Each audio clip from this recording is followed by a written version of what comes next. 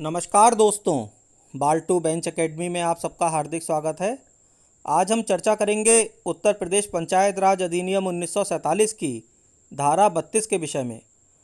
अगर आप लोगों ने अपने बेयर एक्ट अभी तक नहीं खोले हैं तो कृपया करके वीडियो को यहीं पर रोककर आप अपने बेयर एक्ट खोल लीजिए और उसमें से धारा 32 निकाल लीजिए। दोस्तों, हम सबसे पहले बेयर एक्ट से पढ़ेंगे और फिर उसके बाद उस धारा को समझने की कोशिश करेंगे। धारा 32 गांव निधि के संदर्भ में प्रावधान करती है। गांव निधि का मतलब आप समझ ही रहे हैं कि गांव की निधि, गांव का फंड। ठीक है। प्रत्येक ग्राम पंचायत के लिए गांव निधि होगी और यह निधि धारा 41 के अधीन पारित आय और व्यय के वार्षिक अनुमान के उपबंधों के अधीन रहते हुए ग्राम सभा अथवा ग्राम पंचायत अथवा उसकी किसी समिति पर इस अधिनियम या किसी अन्य अधिनियमित द्वारा आरोपित कर्तव्यों तथा दायित्वों के निर्वहन के लिए उपयोग में लाई जाएगी। अब आपने जो ये धारा 32 गांव निधि पढ़ी, इसमें कह रहा है कि प्रत्येक ग्राम पंचायत के लिए गांव निधि होगी, यानी कि जो भी ग्राम पंचायत है तो हर ग्राम पंचायत की एक गांव निधि होगी, एक गांव का फंड होगा। मतलब वो प्रत्येक ग्राम पंचायत का फंड होगा, गांव निधि नाम उसका होगा। और यह निधि धारा 41 के अधीन पारित आय और व्यय के वार्षिक अनुमान के उपबंधों के अधीन रहेगी। मतलब जो धारा 41 है, धारा 41 में जो आय और व्यय के वार्षिक अनुमान किए जाते हैं, जो एस्टिमेशन किया जाता है एनुअल कि हमारी ये इनकम रहेगी, ये एक्सपेंडिचर रहेगा, उसके उपबंधों के अधीन रहते हुए। तो ये कोई विशेष बात नहीं है, इसमें आप कंफ्यूज मत होइएगा। इसको रखने का मकसद केवल इतना ही है कि हमारे पास मान लीजिए एक फ़ंड है और हमारा एक एस्टिमेशन है कि आगे हमारी इतनी इनकम होगी, इतना एक्सपेंडिचर होगा, तो उसके अधीन ही तो रहेगा हमारा फ़ंड। ठीक है। तो इसे फिर से रिपीट करते हैं। प्रत्येक ग्राम पंचायत के लिए गांव निधि होगी और यह निधि धारा 41 के अधीन पारित आय और व्यय के वार्षिक अनुमान के उपबंधों के अधीन रहेगी और ग्राम सभा तथा ग्राम पंचायत अथवा उसकी किसी समिति पर इस अधिनियम या किसी अन्य अधिनियमित द्वारा आरोपित कर्तव्यों तथा दायित्वों के निर्वहन के लिए उपयोग में लाई जाएगी। यानी कि इस गांव निधि का काम क्या होगा? जो ये अधिनियम है उत्तर प्रदेश पंचायत राज अधिनियम, इसमें गांव निधि के संदर्भ में जहां जहां पर प्रावधान होंगे, उन प्रावधानों में जो कर्तव्य उस पर आरोपित किए गए हैं, उन कर्तव्यों को पूरा करने के लिए गांव निधि प्रयोग में लाई जाएगी। और इस अधिनियम के अलावा अगर कोई अन्य अधिनियम भी है जिसमें ग्राम पंचायत की गांव निधि पर कोई भार डाला गया है, कोई दायित्व आरोपित किया गया है, तो उन कर्तव्यों और दायित्वों को वो पूरा करेगी।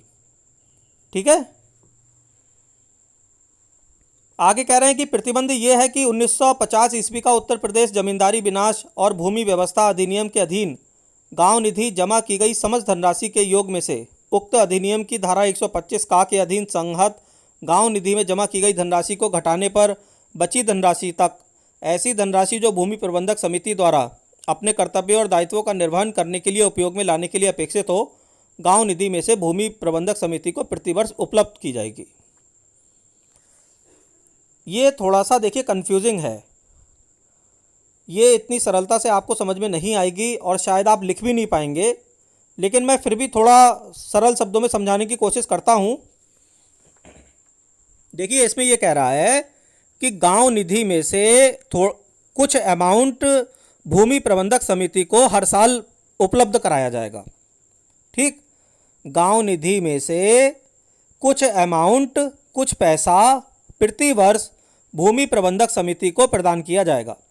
अब कौन सा पैसा प्रदान किया जाएगा, वो पैसे की कैलकुलेशन इसमें बताई गई है कि गांव निधि में जमा की गई सारी धनराशि, गांव निधि में जितनी भी धनराशियां जमा की गई हैं तरह तरह के मदों में, वो सारी धनराशि का टोटल। ठीक। उसमें से अधिनियम की जो यूपीजेडए एक्ट है उसकी धारा 125 का के अधीन गांव निधि में जो धनराशि जमा की गई थी उसको घटा दिया जाएगा। उसके बाद जो धनराशि बचेगी वो, तो उसमें से भूमि प्रबंधक समिति को प्रतिवर्ष उपलब्ध कराई जाएगी। फिर से मैं एक बार रिपीट कर दूं, जो गांव निधि की गांव निधि में जमा की गई समस्त धनराशि का योग है,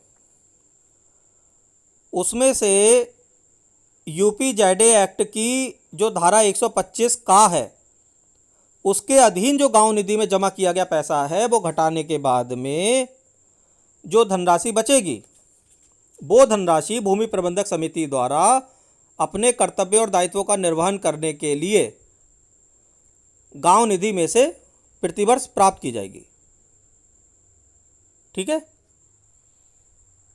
आगे पढ़ते हैं कि अग्रेतर प्रतिबंध यह है कि भूमि प्रबंधक समिति द्वारा निधियों की आवश्यकताओं के संबंध में एक और भूमि प्रबंधक समिति और दूसरी ओर ग्राम पंचायत अथवा ग्राम सभा के बीच कोई मतभेद होने की दशा में मामला प्रधान द्वारा नियत प्राधिकारी को अभिदिष्ट किया जाएगा, जिसका निर्णय बंधनकारी होगा।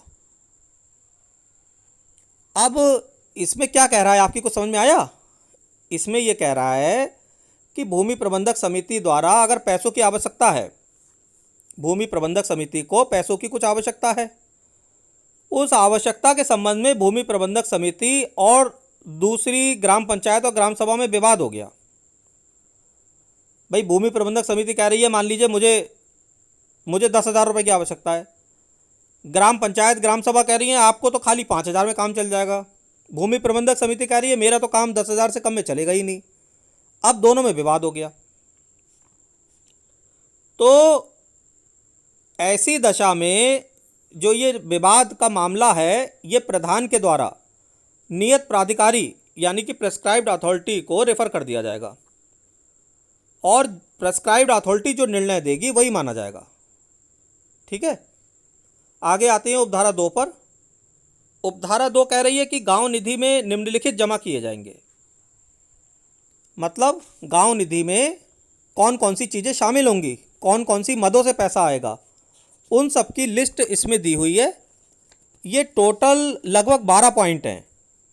इन्हें एक एक करके मैं आपको बता देता हूँ। इसमें समझाने का तो ज़्यादा कुछ नहीं है, लेकिन जो हो सकता है वो मैं आपको समझा देता हूँ। देखिए, पहला पॉइंट है इस अधिनियम के अधीन आरोपित किसी कर से होने वाली आय। जो ये उत्तर प्रदेश पंचायत राज अधिनियम है, इसमें विभिन्न तरीके के टैक्सेस भी लगाए गए हैं। जैसे पंचायतें जो है अपने पंचायत क्षेत्र में पब्लिक के ऊपर कुछ टैक्स लगाती हैं। जैसे नगर निगम क्षेत्र में अगर आप रहते हैं, नगर पालिका क्षेत्र में आप रहते हैं, तो वाटर टैक्स, हाउस टैक्स, ये सब टैक्सेस होते हैं। ऐसे ही पंचायतें भी अपने टैक्स क्षेत्र में टैक्स लगाती हैं। तो उन टैक्सों से जो आय होगी वो किस में शामिल की जाएगी, किस में जमा की जाएगी? गांव निधि में। ठीक। दूसरा पॉइंट कह रहे हैं राज्य सरकार द्वारा ग्राम पंचायत को दी गई समस्त धनराशियाँ। अगर राज्य सरकार ग्राम पंचायतों की मदद करती है, मान लीजिए वो ग्राम पंचायतों के लिए कोई फंड अलॉट करती है, तो उस फंड से ग्राम पंचायत को कोई पैसा मिलता है तो वो पैसा गांव निधि में जमा किया जाएगा। आप ये समझ लीजिए कि ग्राम पंचायत का फंड है गांव निधि, तो गांव निधि में ही सारा पैसा जमा होगा। तीसरा पॉइंट है विलेज पंचायत एक्ट के अधीन पहले से विद्यमान विलेज पंचायत के नाम जमा अवशेष। ऐसा था, विलेज पंचायत एक्ट है तो उसमें पहले से जो विद्यमान विलेज पंचायत थी उसके नाम में अगर कोई पैसा जमा है पहले से, तो वो पैसा इस गांव निधि में ट्रांसफ़र कर दिया जाएगा। चौथा पॉइंट है ऐसी सभी धनराशियां जिन्हें गांव निधि के खाते में जमा करने के लिए किसी न्यायालय द्वारा आदेश दिया गया हो अथवा किसी विधि के अधीन अपेक्षा की गई हो। अगर कोर्ट ऑर्डर दे देता है कि ये पैसा जो है गांव निधि में जमा किया जाए, भाई मान लीजिए ग्राम पंचायत का कोई केस चल रहा है, तो कुछ पैसा कोर्ट ने कहा कि ये पैसा ग्राम पंचायत को मिलना चाहिए, इसलिए उसकी गांव निधि में जमा कर दिया जाए, तो वो पैसे का क्या करा जाएगा? गांव निधि में जमा कर दिया जाएगा। ऐसे ही अगर कोई कानून बना हुआ है, कोई विधि है, वो ये कह रही है कि अगर इस पैसे ये इस तरीके से कोई पैसा आएगा या ये कोई सोर्स ऐसा है जिससे धन गांव में आ रहा है, तो वो पैसा गांव निधि में जमा कर दिया जाएगा। तो अगर कोई विधि अपेक्षा कर रही है तो वो पैसा भी गांव निधि में जमा कर दिया जाएगा। अगला पॉइंट में कह रहे हैं कि धारा 104 के अधीन प्राप्त समस्त धनराशियां। अब ये धारा 104 में क्या है, याद आ रहा है आपको? धारा 104 कहती है अपराध को शमन करने की शक्ति। तो एक तरीके से ये लोग शमन शुल्क वसूल करते हैं। तो अगर कोई भी धनराशि उस वे में प्राप्त होती है तो वो गांव निधि में जमा कर दी जाएगी। अगला पॉइंट है ग्राम पंचायत के सेवकों द्वारा एकत्र समस्त धूल, गंदगी, गोबर या कूड़ा करकट जिसमें पशुओं के शव भी सम्मिलित हैं की बिक्री से प्राप्त होने वाली आय। यानी कि ग्राम पंचायत के जो सेवक हैं, अगर उन्होंने कुछ गंदगी एकत्र की, कबाड़ा एकत्र कर लिया, जैसे आप देखते हैं हम जो कूड़ा फेंकते हैं घर से, तो अधिकतर शहरों में नगर पालिका, नगर निगम की गाड़ी आके वो इकट्ठा करके ले जाती है, तो उस कबाड़े को भी, कूड़े को भी बेच दिया जाता है। उस कूड़े से बिजली बन जाती है, कबाड़ा रिसाइकिल हो जाता है। तो अगर ग्राम पंचायत के सेवक कुछ गंदगी, गोबर, कूड़ा करकट बेच देते हैं, पशुओं के सब बेचते हैं और उसकी बिक्री से कुछ आय होती है, तो वो भी गांव निधि में जमा कर दी जाएगी। ऐसे ही अगले पॉइंट में कह रहे हैं कि नजूल की संपत्ति के लगान अथवा उससे प्राप्त होने वाली अन्य आय का ऐसा भाग जिसे राज्य सरकार गांव निधि के खाते में जमा किए जाने का निर्देश दे। मान लीजिए कोई नजूल की संपत्ति है, उससे लगान प्राप्त हुआ या उससे कोई और आय प्राप्त हो गई और उसे राज्य सरकार ये कह रही है कि आप गांव निधि में जमा कीजिए, तो वो गांव निधि में जमा कर दी जाएगी। अगला पॉइंट में कह रहे हैं कि जिला पंचायत अथवा किसी अन्य स्थानीय प्राधिकारी द्वारा गांव निधि में अंशदान के रूप में दी गई धनराशि। मान लीजिए जिला पंचायत कुछ कंट्रीब्यूट कर रही है कि ये पैसा जो है इस ग्राम पंचायत में खर्च किया जाए, तो वो गांव निधि में जमा कर दिया जाएगा। ऐसे ही अगर कोई अन्य स्थानीय प्राधिकारी कुछ अंशदान कर रहा है, तो वो पैसा कहाँ जमा करा जाएगा? गांव निधि में। ऋण अथवा दान स्वरूप प्राप्त समस्त धनराशियाँ। मान लीजिए ग्राम पंचायत कोई लोन ले लेती है, तो कहाँ जमा करेगी? ग्राम निधि में। ऐसे ही अगर ग्राम पंचायत को कोई दान मिल जाता है, मान लीजिए कोई रिच पर्सन है, उसने कहा कि मैं 1 लाख रुपए आपके गांव के लिए दान कर रहा हूं, तो वो गांव निधि में जमा कर दिया जाएगा। अगला पॉइंट है ऐसी अन्य धनराशियां जो राज्य सरकार द्वारा किसी विशेष या सामान्य आदेश द्वारा ग्राम निधि को अभ्यर्पित की जाएं। यानी कि अगर राज्य सरकार किसी विशेष या सामान्य आदेश के करके गांव निधि को कुछ पैसा देती है, तो वो पैसा क्या होगा? गांव निधि में जमा हो जाएगा। ऐसे ही अगला पॉइंट है समस्त धनराशियां जो धारा 24 अथवा किसी अन्य विधि के अधीन ग्राम पंचायत को किसी व्यक्ति अथवा निगम अथवा राज्य सरकार से प्राप्त हुई हो। अगर कोई व्यक्ति देता है, निगम देता है, राज्य सरकार देती है, ठीक है, तो वो कहाँ जमा होगा? ग्राम निधि में। ऐसे ही लास्ट पॉइंट है कि राज्य की संचित निधि से सहायता अनुदान के रूप में प्राप्त समस्त धनराशियाँ। जो राज्य की संचित निधि है, अगर उससे सहायता अनुदान के रूप में कोई राशि प्राप्त होती है, तो वो गांव निधि में जमा कर दी जाएगी। अब आते हैं इसकी उपधारा 3 पर।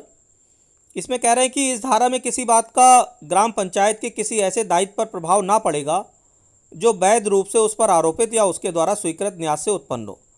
तो इसमें कोई विशेष बात नहीं है। आगे उपधारा 4 पर आते हैं। गांव निधि में से धन का समस्त आहरण और उसका वितरण ग्राम पंचायत के प्रधान और सचिव द्वारा संयुक्त रूप से किया जाएगा।